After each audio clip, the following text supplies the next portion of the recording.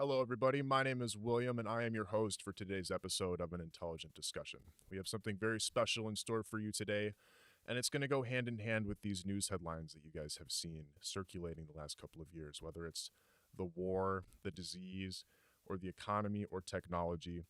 I'm sure a lot of you are feeling uncertain about a lot of things, but today we are going to help alleviate that a little bit with our very first guest speaker, Andrew Cope, who is a musician based in Heartland, Wisconsin, and he's going to tell us how artificial intelligence is affecting the world of music. Now, artificial intelligence is something that a lot of us are feeling uncertain about, especially if you are creating content. But Drew, could you please tell us what's new in the world of music? Yeah. So, especially nowadays, looking at things like AI, a lot of people get afraid with music when they talk about the idea of, oh, AI is taking over and music is dead. Like I saw the rise of the SoundCloud artists as a huge, like massive push for people who are everyday people to be able to do exactly what they want to do every day. Whether it's 30 minutes, 5 minutes, 3 hours, however long, based on their 9 to 5, right? But with the rise of the SoundCloud artist, people have gotten the idea and believe now that it's more possible for these people who are like, man, I kind of want to try music, but I don't really know if I can compete with Def Leppard, right? And so nowadays it's like, oh, people have come out of nowhere, like from SoundCloud, and have gotten, the respect that they deserve for all the work they put into it. But even past that point, people can show their hard-earned work that they hear in their head and put into their instrument through being able to upload to things like SoundCloud. And now there's TuneCore and all these ways that you can get outside of needing a label to be able to present yourself to the world on Spotify, Apple Music, and all these things. So even if you're just an everyday guy who thinks your music isn't that special, that relates to a lot of people. And being able to jump into Spotify, SoundCloud, all these places and put your music somewhere where you feel every day, a lot of everyday people they're gonna feel those words, they're gonna feel those riffs. And so you will also, in conjunction with that, inspire others on the cusp of trying things. So I find it as a huge benefit for people to be able to explore what they're capable of. And linking that to AI, I think that's the next biggest jump us musicians have seen, is being able to now not only have the freedom to go and put our things on Spotify and to go on Apple Music and Instagram and be everywhere, but now we can use AI to accelerate that process of product creation, and in this case, songs. So a lot of what I see with AI is where people are afraid, or, oh, it's making that, that Plankton metal song where it's like the rising tide. Like, oh, dude, don't get me wrong. That song is a banger. Like, oh my God, it's good. But that is one instance of people using it to its full capabilities right now. And that's awesome. Like, that's unique. And we need more unique stuff in this era of SoundCloud and AI music. Uniqueness is what's going to get you to that next level, not the fact that you just use AI. So you're talking about splicing parts of songs together and sprinkling a little bit of this and increasing the temperature of that. Yep. At what point does this become more science than art? I find unique and original are very similar to me. I did a lot of studies in my grad degree of where I did music production and computer science. I learned a lot about this thesis that I started to take on about the ideas of creativity and how that relates to AI.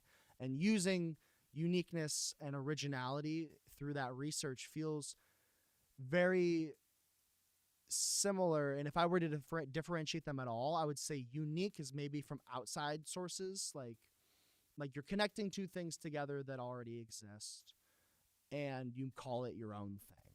Versus maybe original comes from like some inner void of like spark of creativity, like just this idea, and it happens to somehow sound original. But what I've learned in my research bringing this back is there really is nothing like, oh, this is just an idea that's completely original. Everything that we hear, jingles from McDonald's to like theatricals and Hercules, the movie, the original Disney one, it's a killer film. And going into that idea, everything stems from some sort of experience that you've had, audially or sonically, however you want to, describe it. But everything that you come up with is some sort of mashing together of other things. And I think that's where songwriting can be accelerated, especially with AI, is it uses familiarity to give you its results. So the more you use it to say, like the ultimate dream, right, is to have your own AI that digests only your music. So say you have like 30 to like 100 songs, right? Some crazy amount or just a modest amount. It doesn't matter. You feed it enough songs, your own AI, and then you feed it like a Tool song. Say you're doing metal. Then you can go in and have it influence like 5% of the mulling over of your music to make something that sounds like your music, and then dash in a little 5% of Tool. And then you have something that's like, boom, you wake up the next day, you have a whole idea, something that can spark inspiration, that gives you that thing. You're like, man, what if I influence more Tool? What if I influence more of that? And coming back to that unique and creativity part, or the original part, I think leaning into the fact that everything that we understand as original really is just the mashing together of two things or more, and using that to your advantage, using AI to be like, pull out this part of the song, right? And you split it out like some Taylor Swift song, right? And you take the riff and you have AI jumble it around for you. And you have it relate it to maybe another song that feels more unique to then Taylor Swift. Like you take a Tool riff and a Taylor Swift riff, you mash them together, boom, you have something unique or original, right? Like I don't know of anyone who's done Taylor Swift mashed up with Tool, but just leaning into that fact, you can use that to your advantage in so many ways to avoid writer's block as a songwriter. You can just go in and be like, man, I don't know what to write today. I'm going to use this jingle I heard on TV last night, like, McDonald's. I'm loving it. And then you take the spacing, you're like, I'm loving it. And then you can take these ideas as your spark of inspiration. But by doing that related thing in your original sound, you will subconsciously hook people into what you're writing. So I think by understanding that originality and uniqueness and all that kind of is intermingled with just familiarity and how far you deviate from familiarity, you can use things in AI like temperature, which looks at randomness or familiarity. And if you up the temperature of, say, ChatGPT, where you're like more random, right? You're upping the temperature in this case for a lot of tools. To increase randomness is to decrease familiarity. So if you look at AI tools, like there's Riffler, Easy Keys, Easy Drums, all these things that I use that will help fill in the gaps for a lot of the ideas that you come up with. You can use this idea of temperature, whether or not it's named that in the tool itself. That's the idea, is randomness, temperature.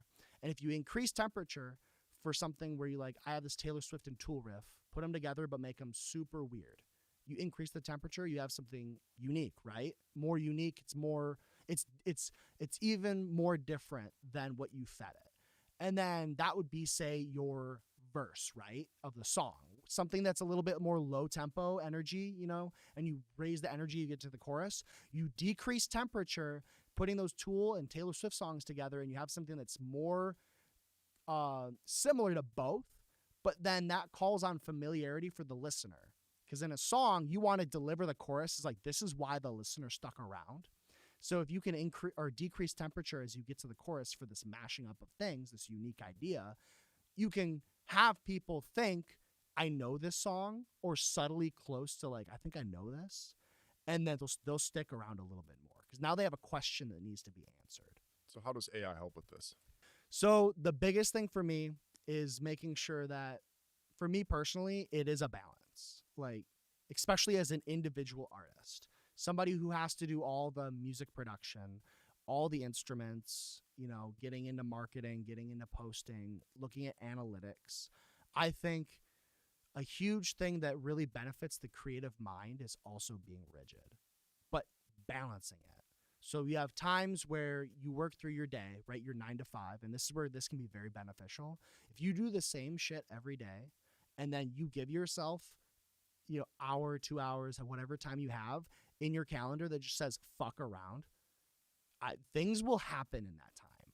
When you're able to consistently not even create music, but just let your mind accept you can just be wildly chaotic right now, do whatever you want, creative that you feel, right? Being smart, don't do drugs, kids. But doing things where you allow yourself to be like, I can do whatever I want right now. And even if that's sitting on the TV, like sitting on the couch watching TV, you might hear a jingle. You might hear something where that familiarity piece, you're like, wait, what if I did that with this? And then you go in, and after you have that piece of inspiration, just sketch. Like, it's an open canvas. Like, you right or wrong, banger or not, it does not matter. Just write until you can't and practice that. And then when you start getting to these pieces of, I need help, but I like this song, you're stuck anyway creatively. You might as well go in and use some science, some music theory in this case is what a lot of people would use back in, the 80s and stuff like that would be, I'm not from the 80s, but this is what I did, like learning from 80s musicians and those who love that music is they approached it similar to how they did watching those 80s bands interviews and how they wrote. They would take a lot of music theory to be like, I'm stuck at this transition between this verse and chorus. I'm going to use music theory to make it make sense so I have something that works as a song, but everything up until that point was just freely jamming and having a great time with your friends, by yourself, whatever you're doing. And then you hit a roadblock so that you're like, oh, well, I was driving around on this motorcycle, right, having a great Sunday afternoon, and then I hit a wall, right? There's this big wall, so I have to stop, and the only way to get through it is through it. And so in this case, as a musician working in their apartment, you have all the tools to be the one who breaks down that wall and be the dude riding the motorcycle having a good time. You have all your guitars, you have all your fun things and effects and keyboards, but you also have your digital audio workstation, which is your software where you record music in, to debunk a lot of these issues. You're like, this is an issue I'm having. Okay, let's break down the wall so I can continuously have my good Sunday afternoon ride. So having those moments, I think, is really key as well to being creative, because as you move into these roadblocks, the sooner that you figure out the solution to overcoming those roadblocks, then as you get better and better in that, the more you move into your creative, chaotic hour, the less roadblocks you have, because you know how to fix them or they're just never an issue. So it sounds like you'll be able to create more by doing less. So are there any concerns with the mass production of this synthetic, I'm using air quotes here, music? And if so, is there going to become a market for natural or non-AI created music? Exactly. And where AI comes into huge for that, and this idea of mashing things together and having something that relates, this ultimate AI for yourself, where it reads your own music to make something that's akin to what you have and something else sprinkled in. You can use it as inspiration and ways to get over those roadblocks, where music theory was a huge way to do that. And now, as you go into this world of AI, music theory is great to understand what it's doing, but you can get over those roadblocks by just typing in a question into ChatGPT at a very simple level. It'll feed you some theory. It'll feed you some ideas and tools to go look for. But then there's actual tools that will go in and work with the components in your computer, in the software. Mainly I'm talking about like Easy Drummer and Easy Keys, where it's a plugin for your DAW, for your digital audio workstation, where you can go in and feed it something you recorded. Like I did this the other week.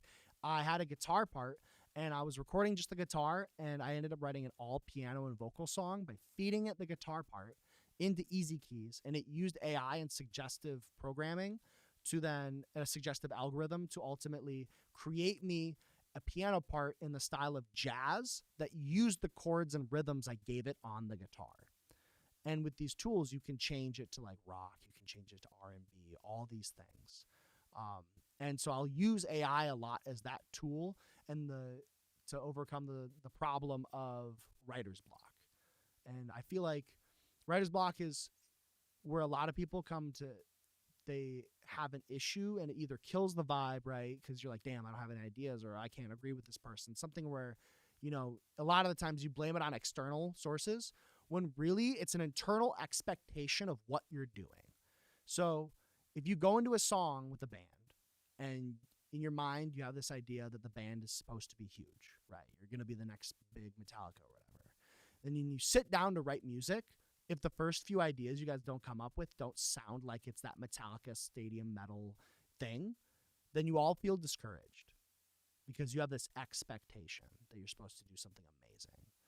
Rather, if you sat down with your buddies and just been like, let's just jam and like, let's just do something. And you're constantly moving. And say the bass player messes up a part, you can't figure out the rhythm, you all laugh and you stop the jam and you're like, well, what did we like about it? Nothing? Yep. Okay, another jam, right? You're not like, damn, we're not living up to that Metallica ideology that I have in my head. And because as soon as you start putting unrealistic expectations on yourself and your peers in this situation, you will kill the vibe immediately because you'll internalize that as I'm not good enough, and then you'll outwardly put that on other people. So AI really helps with this in the sense where if you can have that mentality where first, it doesn't matter if you suck or not, you will ultimately have a lot less writer's block, if any. And AI either then becomes those points where you have those small writer's block because of the expectation and you're just like, man, I need something to get me out of this idea, or you're just hitting your head on the wall. AI can really help by, well, in this example, well, I have this guitar part. I like the way it sounds in this verse, and I don't know what it should do in the chorus, but I like how this song sounds, and it feels similar to the song I'm working on. Say it's a Metallica song, right? And you can go in and use AI tools that are free now, like RX9, which is a plugin I use a lot for Cubase. My DAW helps me separate audio from one giant file. So you can take it and it'll separate the drums from the guitars, from the bass, from the vocals. So you can use free tools like that now. And GitHub has a bunch of those if you're familiar. But you can essentially strip that song, that Metallica song, of the guitar part for the chorus. You're like, man, I like how that chorus sounds. I feel like it would go really well with this verse that I've written. And then the AI will take that guitar part from the Metallica song and it will spit you back some ideas that are similar but not quite the same. And it can even take into account the section you've brought in before it that is your own. And you can drop in both files and it will start to make agreements between what you gave it that is your own and the new piece that is the Metallica song. And AI will be like, well, you're here and you're trying to go here. This is how we would approach it. And these tools are very interactive to find your own ways to make it feel like it works more for what you're going for. Like you have options. You don't have to be like, well, this is the only way the AI found it out, because the more you feed it, the more it helps you because it learns about your process. And everyone else's that uses it. But you can use that if you're looking for inspiration, ways to get past this writer's block that will happen from time to time. So that maybe will be inspiring too, to be like, damn, I just took a Metallica song and made it into my own in a way. And AI can be very useful in this sense too, where you're trying to up your efficiency of songwriting because there's only so much time of the day. So if you had your own AI or you programmed your own algorithm to use AI that ultimately could take your own music, kind of like what I mentioned before, and dissect it and write you new 10 to 30 second ideas from what you fed it, that 30 songs of your own that you fed it, and then you feed it like a Tool song. And then you have it do 20 of those overnight. And then you wake up the next morning and you listen to these ideas. You choose one you like and you use that as your jumping point for the rest of the day. And then you have it be like, I like this version 17 it made. I'm going to have it now iterate on that until it has 3 or 4 minutes of music. Then you go to the gym and then you go eat and you go do business stuff online and you come back from all that. Boom, you have a whole 4-minute song. And then you start to piece together what you like about it and don't like as this constant bowling lane, which creatives will think that's like, I don't know if juxtaposition is the right word, but like something that like you would expect to be a hindrance in this case, like bowling lanes of creativity. So complete chaos is good for idea generation, but when you're trying to write something and like finish it, having bowling lanes where like it's going to be generally sounding like this is generally the guitar parts I'm going to stick with, just limiting yourself a little bit, you find some treasures in there that are truly unique because there's a small path to take left because you've started to narrow it on yourself. And then by the end of that, you're done. So you narrow it to the point where you're like, it's what it is. But using AI to do so, creating these bowling lanes, you're able to then go in and finish a song in a day because you wake up, it gives you ideas.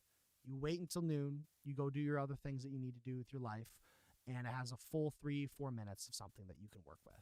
And then the rest of the day, if this is like your ideal day, right, where you're working on music and social media all the time making money, you could then have this build you an entire song and get you the bowling lanes you need to finish an entire song in Spotify right. So somebody like me who has minimal experience playing an instrument, I own no instruments, and generally speaking, I don't have any musical ability to speak of.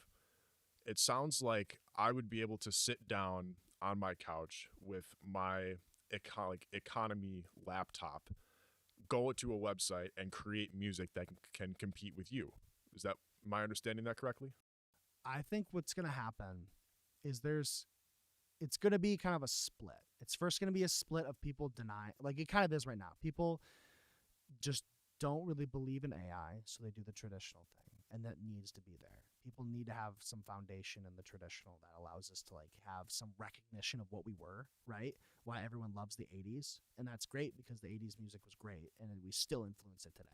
So I think that will exist where people obsess about the 80s, people obsessed about before AI, and then that will always ring loud and proud through the world. Like that will just never go away. But as we move into this idea, kind of like what I mentioned before, the SoundCloud era, you're going to have more people, in this case, not just being able to have their own music, but I think be able to be making music that sounds like the ghostwriters and producers that make Taylor Swift.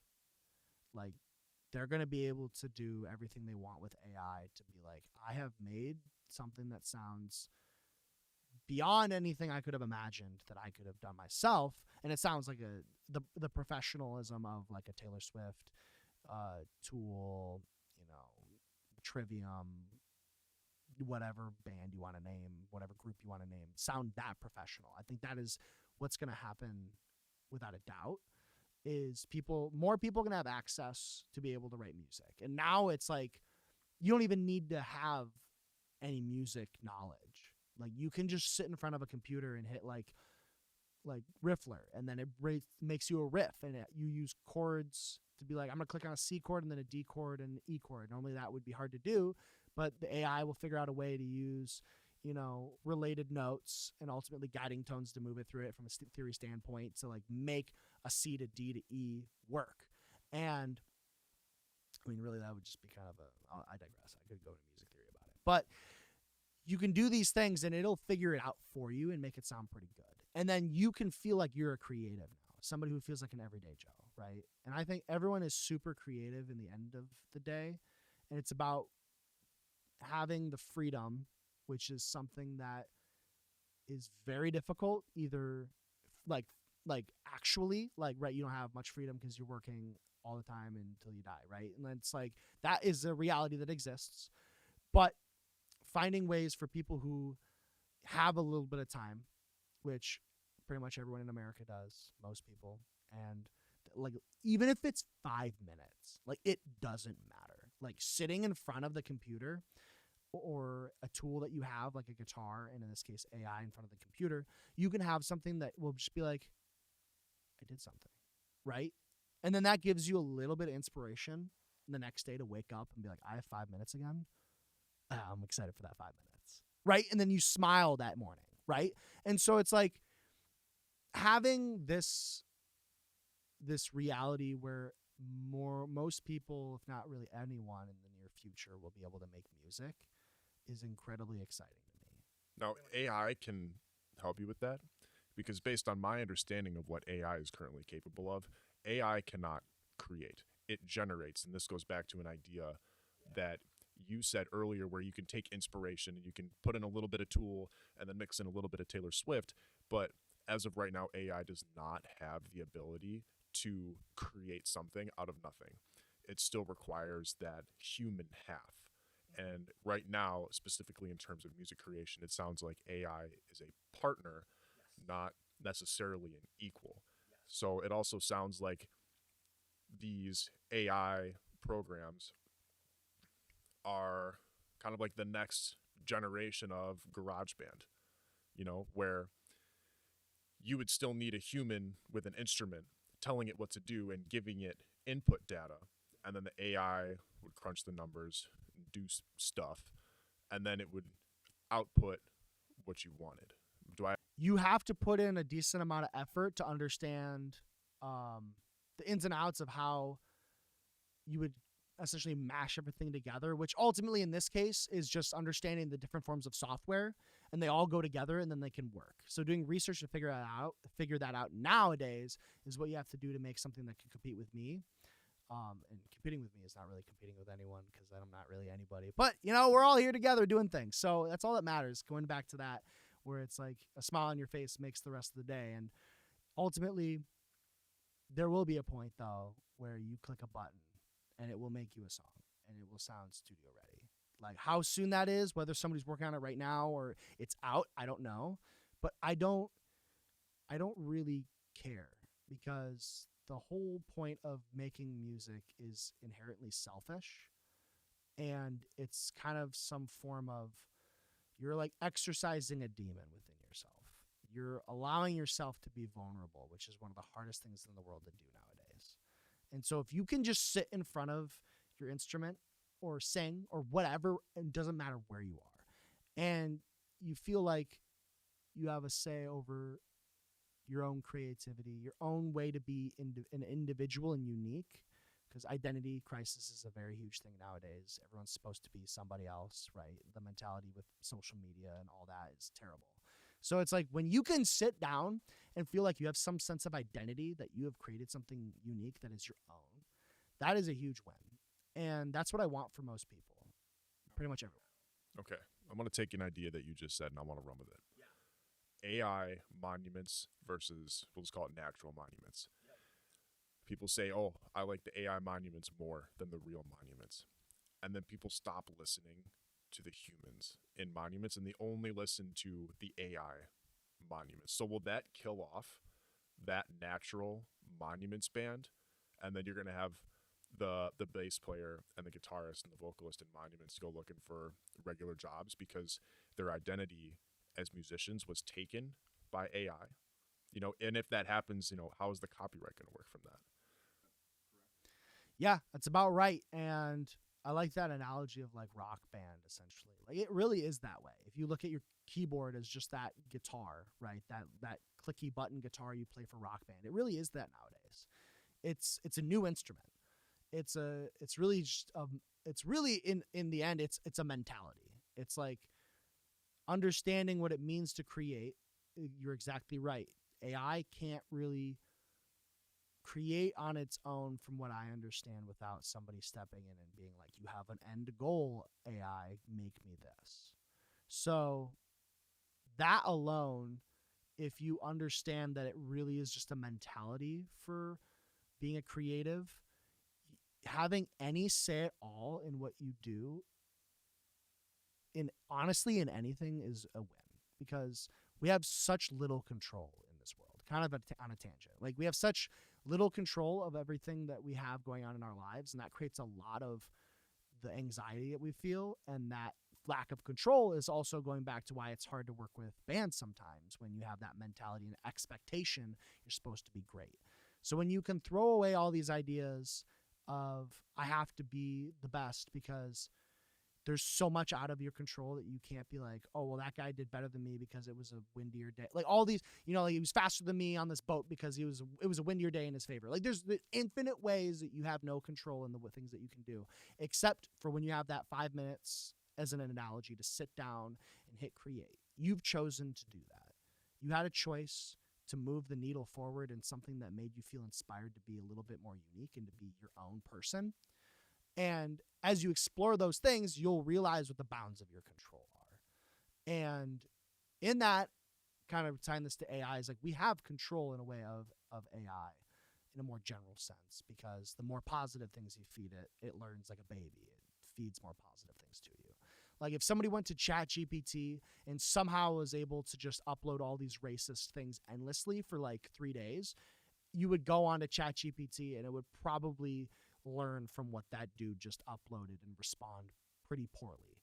And so if you treat it like it's a child, right? You feed it all these positive things, it will give you positive things back. And it's in a weird way, it's a friend that's always there. You know, it's like it's someone that can help you with your music, and in a more general sense, it's someone that can help you with your business from like a data point or a database standpoint, things like that, where you're able to use it for so many things, because it can really just kind of be a conversation piece of like, I'm trying to figure this out, talk to me. So is this kind of like a do or die moment for musicians who don't use AI? no, I mean, I think you should, because it's cool, but like there's always going to be a desire for punk. There's always going to be a desire for jazz. There's always going to be a desire for pre-AI music. Like it's just the way it goes. And with music nowadays, people will also say in general music might be dead, but it just it exists in microcosms. It exists in communities of people that cycle through each other's stuff and find more fans like them because they're reaching out to them for XYZ. Whether it's like, for me, it's like I love playing Magic the Gathering. Hey. And so does William. William learned a few months ago with me, and we've been having a jam from that. And things like that, where if you have this uniqueness to yourself, which kind of ties into where like just pushing the needle of trying something will make you a little more unique, and then you can ask those questions to people in these small communities of musicians where they're showing each other their music, they're featuring each other on each other's music, and they're creating this small community of people who like this one guy who then teams up with this guy. Their fan bases cross, right? And then if they have enough t-shirts, CDs, digital downloads, files for their music so that you can mix alongside them, or like a nail the mix kind of thing where they sell it. There's so many ways to sell what you're already doing, like what we're doing here. Like I just live my life, and William decides to come in and do a podcast with me. Like this is a prime opportunity to be like, I'm doing something that's and has value because we're talking about it, and people can actually know whether it has value to them or not because it's recorded. And doing things like that, I think, will ultimately help you bring yourself to a different level of understanding with what you can do, because there's so many people out there trying to make it. And so finding those small communities where people can, support each other, feature each other, their fans like your fans, or like your stuff, their fans, your fans like their stuff, vice versa, going back and forth. Eventually you'll find an income that is supported by those people. And in that case, that's what metal mostly looks like nowadays. Like progressive metal is a lot of people, it's smaller groups. Like everyone will call like Monuments one of my favorite bands of all time. Like from the outside perspective, it's an underground metal band. To me, they're like the biggest thing that's ever happened. And I'm like, okay, well, from the outside perspective, it is small, but the microcosm exists that they're able to make money and do tours. And even with AI coming out, like that, those microcosms will not go away. They'll just expand more. I think there'll just be more of them, and maybe a bigger umbrella group where it's pro AI, not pro AI, and then it's like the AI musicians who do like Monuments, right? It was like Monuments was their own thing, and then people supported that. And then it's like somebody else comes along and they make something that sounds like Monuments using AI, and then there's actual Monuments, right? People will be like, I love the AI Monuments. People are like, I love the old AI the pre-AI Monuments. And then that controversy creates, a lift of the community where it's like people are talking about it. So when people are talking about it, people hear about it. So it creates this small little community. Like it can be looked at so many ways. But I think I almost guarantee with the rise of AI, there will be no death of any musical like need that we have right now. Yeah. AI monuments versus, let's call it natural monuments. Yep. People say, oh,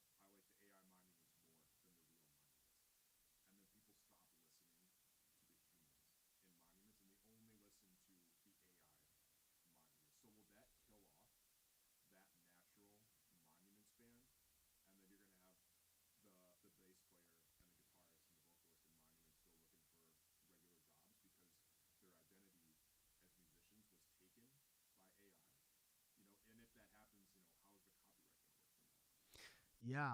So I think in this hypothetical, I imagine if it happened today, I think like literally today, people would know the difference. Um, they'd be like, "This not monuments," um, and they would create. I think people would have an appreciation for the new stuff, the AI stuff. Maybe people will fall in love with it, but I think ultimately in this very specific hypothetical, I think they would feed on each other because I see monuments, the real monuments, not taking shit from that, and they're just going to make even better music, and then the AI is going to try and outcompete it and make better music, and then naturally you have competition, and then both just become better. And so then more people in general that weren't monuments fans either way, they would start joining the bandwagon of like who's going to win, right? Then it becomes a whole new sales that you take on the brand, where it's not just we're monuments, it's like we're monuments and we're better than AI, and then that sells. So I think it really just depends on on the outlook of it, which comes back to that idea of mentality that I have, where it's like AI is here. How do you handle it? But do it consciously. Be like, I'm not supporting AI music. What are you going to do about that? Like, how are you going to market yourself to make that relevant, that stance you just took, and then make people join on that bandwagon? It seems like to me, for musicians and content creators in general, that AI is like fire. There was a great analogy spoken by somebody who's far smarter than either of us about fire and government. And this analogy, in my mind, ties in directly to AI. It's like a good amount of fire is healthy. Like, yes, it's good for you, cooks your food, keeps you warm. But if that fire goes out, you're in trouble. But if that fire also spreads out of control, it could destroy everything. And like I said, that original analogy involved government, and specifically it was somebody commenting on the fanaticism in 20th century Europe. But that's kind of where my mind goes with this artificial intelligence thing, where you want to have a little bit of it. Some people want more of it. Some people like really big fires, and they throw these huge parties, and there's tons of people around. But other fires are like a little small and personal and contemplative, and you just sit there and you stare into the flames and the embers, and you think about life. And then some people don't want any fire at all. And like, is this like an appropriate analogy for someone who really doesn't know a whole lot about music? I kind of love that analogy because it's very true. And I think it all still comes back to mentality, because if you have a fire that's too big and you still need to heat this entire place, do you have one big fire or do you have multiple fireplaces? Right?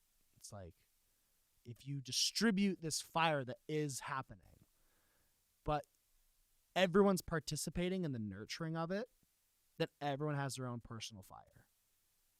And then because everyone has their own personal fire, everyone knows how to use it. Everyone knows how to govern their own. Everyone knows how to help stop somebody else's from getting out of control.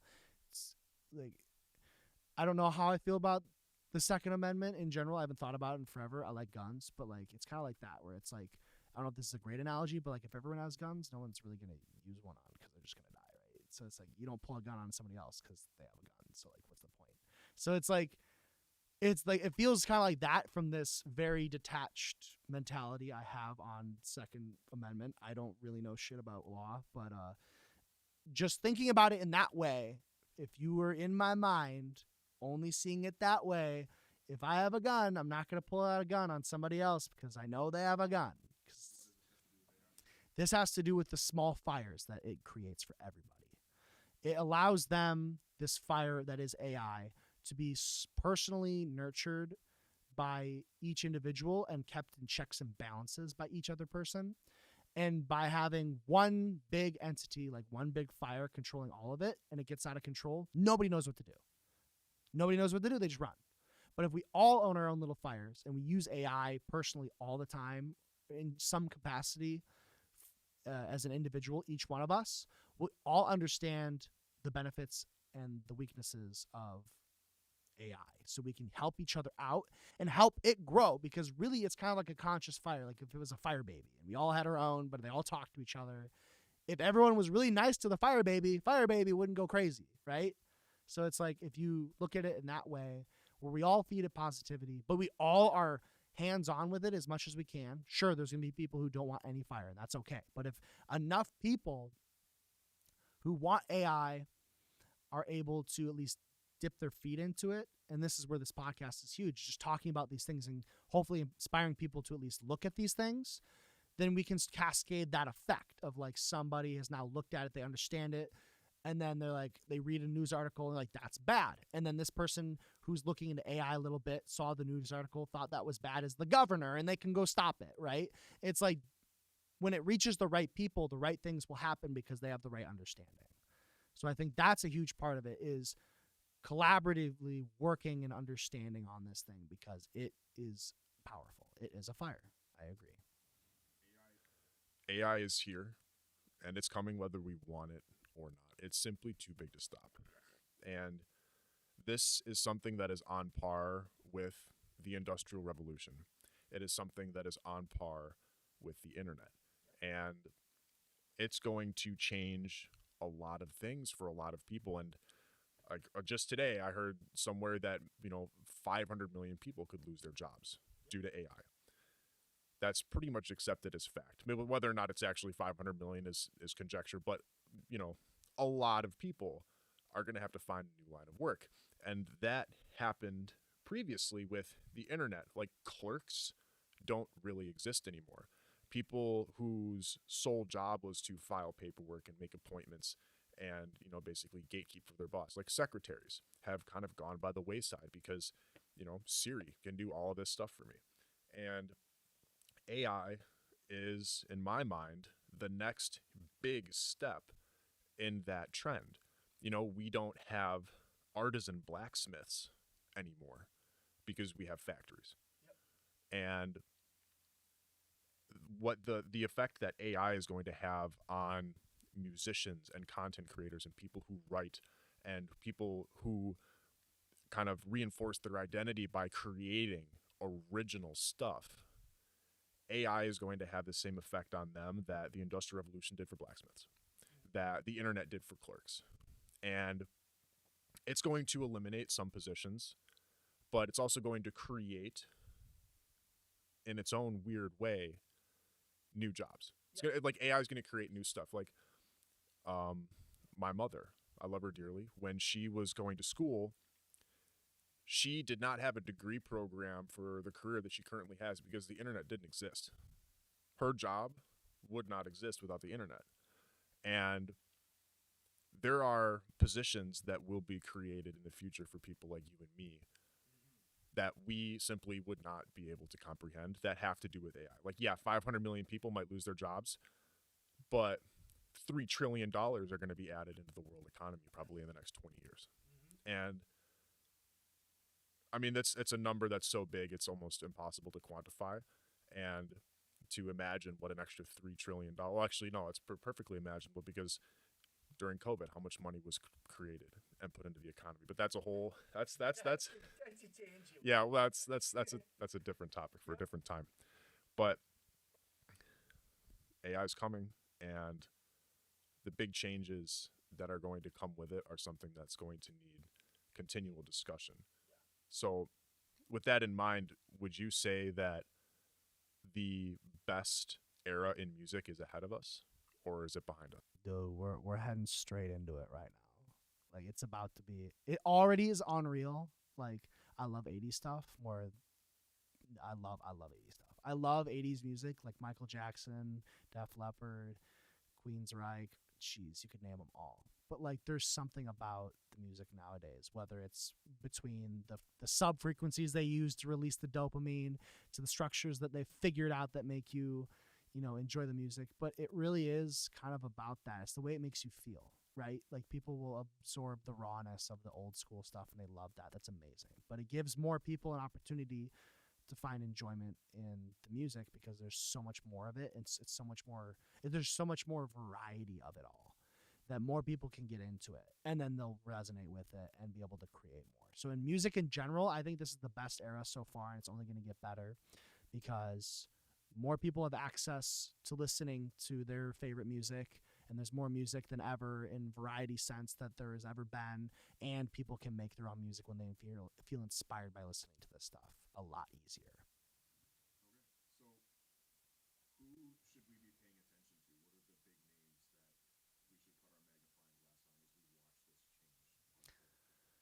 Um, I honestly don't know a really great way to answer that one. I think chat. It feels like I'm gonna make a weird analogy to what I thought about with cryptocurrency.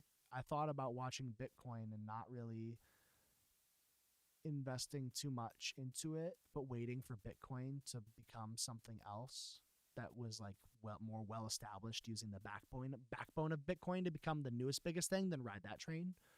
Where now it's like ChatGPT, right, is the Bitcoin, and I'm waiting for the next tool that just blows it out of the water to jump on and be like, this is so it's solidified in stone as ChatGPT. So I think either whether they branch off or another mother company buys it or some, whatever, and there will be something that comes right after it. Like it just comes in waves. Like we saw AI. It's the next AI thing is coming. So I don't know what to watch because I don't know what it's going to be. But like right now it's Chat GPT. And once you see that starting to fade and other news articles competing with chat, look at that. Because I love it. I've always had this weird mentality of like, say, end times, right? Like where people could view this AI thing as like the end of the world. It's like, I don't know, like if there truly is some potential that this is the end of the world, like why are you so afraid? Like you get to be part of the biggest thing that's ever happened to human race. Like you're important now. So like do your part. Have your say with AI. If you think AI is that scary, do something about it. You have a say. You can sit down for 5 minutes and work with Chat GPT or AI tools to make music or just converse with it and be a positive parent to that fire, that baby fire that I want to go back to. It's like if you are doing your part for something that you're so afraid of, like you're being a human, you're conquering fear, right? Fear is a fight or flight. You run to survive. You're taking the thing that's scaring you and just threatening your survival and you're conquering it. That's what it means to be human. Like, so do that. And sure, it might be the end of the world at some point coming up, but like, that's not going to stop me from writing music. Who cares? Like, so many things. So like, has that stopped anybody if they didn't know about it? Like if we dropped some facts on them that like, we could die tomorrow and they're like, oh, would it stop you? Would it really stop you? So it's like, be sure, yeah, you have to be afraid because it's a real thing, but like, don't let it stop you. All right. So as AI continues to develop, and it is able to do more and more things, are there any religious implications to it? No, I feel you, man. It's like you can't you have to live with the fear and you conquer it. And that's what it feels like to me as getting super metaphysical or whatever. Like the meaning of life is just to conquer all the human, imperfections, if you want to call them that you can. And it's just like, just honestly, just being what it means to be human, loving people, doing things that you're afraid of, being creative, and enjoying life for what it's worth beyond just, 9 to 5 or eat, shitting, breathing, and dying kind of thing. Like, and there's so many situations of life that I can't even speak about because I don't understand or know them, right? There's people who literally have no choice in this life. But if you're sitting there watching this, you probably have 5 minutes a day to work on yourself. So like, conquer those fears. Like, learn to love yourself first. Do all these things and you'll find the motivation and the resiliency you need to do what you need to do. Like, I have no doubt in that. No doubt in that. We can all do this. So I guess my final question for you would be, what's the point? Dude, it's to freaking eat that. Just YOLO. I don't know. Like, it really is that. It's okay. Being dumb aside, what is the point of it all? is you could look at it nihilistically. There is no point. But that's also, in a way, it is empowering. I'm not really a nihilist. It's like when nothing really matters and there's all this stuff around you that you can do things with, it's called a sandbox, right? Like it's kind of a video game if you want to look at it in that sense. Like you can do what you want, but that's not reality. Is there's limitations and there's constrictions and there's control that we actually have.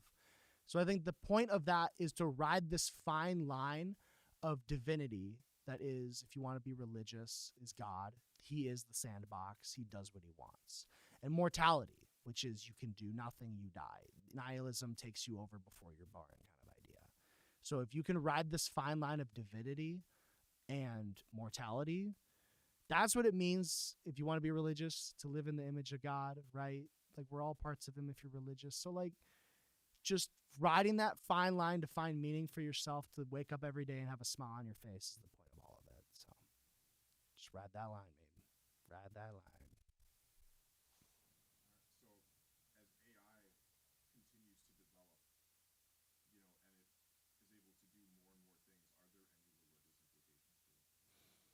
Man, I don't know. I'm not a religious dude. I don't